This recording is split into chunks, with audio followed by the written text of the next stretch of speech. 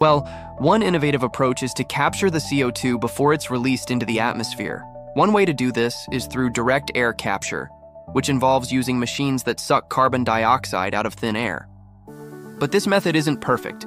For one thing, it requires a lot of energy, which could account for the process's overall carbon footprint. Plus, once captured, the CO2 has to be stored somewhere. So what if instead of capturing CO2 from the air, we could prevent it from being released in the first place? Enter Carbon Capture Utilization and Storage, or CCUS. Unlike direct air capture, CCUS doesn't just suck carbon dioxide out of thin air. It prevents it from entering the atmosphere in the first place. But how do we do that? Well, it all starts with the source of the problem, fossil fuels. When natural gas is extracted from the ground, it often contains impurities like carbon dioxide.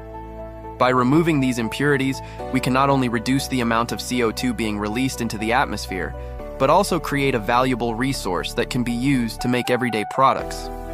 One example of this is a company that captures CO2 from natural gas and uses it to enhance oil recovery. By injecting the CO2 into oil fields, they're able to extract more oil while simultaneously reducing emissions. Talk about a win-win. But that's just one example. There are all sorts of ways to utilize captured CO2, from creating building materials to making plastic. The possibilities are endless, and that's why CCUS is an essential tool in the fight against climate change. It allows us to use fossil fuels while minimizing their impact on the environment.